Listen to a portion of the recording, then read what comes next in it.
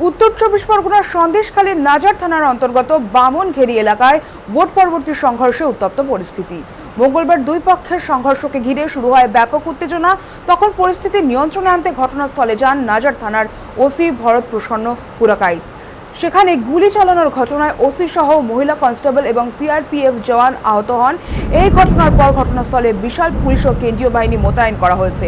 তদন্ত নেমে বারাসাত রেঞ্জের ডিজি অমিত পি জাওয়ালগি জানিয়েছেন, মূলত এলাকা দখলকে কেন্দ্র করে এই সংঘর্ষের সূত্রপাত। ইতিমধ্যেই 4 জনকে গ্রেফতার করে বসিরহাট মহকুমা আদালতে পেশ করা হয়েছে এবং অন্যদিকে ঘটনাস্থল থেকে উদ্ধার হয়েছে আগ্নেয়াস্ত্র ও সকেট বোমাগুলিকে নিষ্ক্রিয় করতে পৌঁছয় বোম স্কোয়াডও। এদিকে এই ঘটনাকে ঘিরে রাজনৈতিক তরজা তুঙ্গে। বিজেপির অভিযোগ, মিথ্যা মামলায় তাদের সমর্থকদের গ্রেফতার করছে পুলিশ। এর প্রতিবাদে বামনঘেরি এলাকায় বিক্ষোভ দেখায় বিজেপির সমর্থকরা। পুরো এলাকা জুড়ে টানটান উত্তেজনা বিরাজমান। পরিস্থিতি নিয়ন্ত্রণে রাখতে নজরদারি বাড়ানো হয়েছে প্রশাসনের তরফে।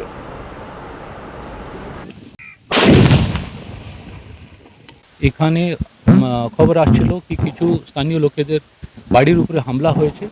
সেট করার জন্য ওসি নাজাত, ওসি রাজবাড়ি যে আউটপোস্ট আছে এখানে, এবং সিএপিএফ এখানে চলে আসে। হঠাৎ করে দেখা গেল কি ওনাদের উপরে ফায়ারিং হয়েছে। তো যে ওসি নাজাত আছে ওনার পায়ে গুলি লেগেছে, বাকিদেরকে মাইনর প্যালেট ইঞ্জুরি আছে। সঙ্গে সঙ্গে ওদেরকে হসপিটালে পাঠানো হয়েছে। তারপরে লোকাল পুলিশ, আমি নিজেই এখানে এসে দেখলাম এখানে এটা ভেরি দখল নিয়ে এটা মূলত যে মনে হলো এখানে ঝামেলা হচ্ছে। 3-4 জনের বাড়ির উপরে হামলা হয়েছে।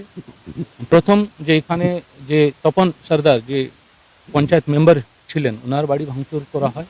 টিম আছেন, তো আমরা তদন্ত করে দেখছি। অনেক লোকের নাম আমরা পেয়েছি, কি কি ড্যামেজ হয়েছে আমরা স্টক নিয়েছি। যারা ইনভলভ আছে ওদের বিরুদ্ধে অ্যাকশন নেওয়া। করেন আমরা বিজেপি করি বলেই আমাদেরকে এরকম করা হচ্ছে। কারা মেরেছে ওখানে গুলি? পার্টিরা মেরেছে, আর আমাদের নামে কেন দোষ করছে? আমার স্বামীদের নামে কেন দোষ করছে? কি চাইছেন এখন? আমরা চাইছি যারা এর সাথে জড়িত আছে তাদেরকে ধরা হোক। পুলিশের ভূমিকা কি? পুলিশের যদি আমাদের কথা শুনছে, আমাদের কোনো কথাই শুনছে না তো। ঘর ভেঙে গেছে, এর জন্য ওদেরকে তুলে নিয়ে গেছে।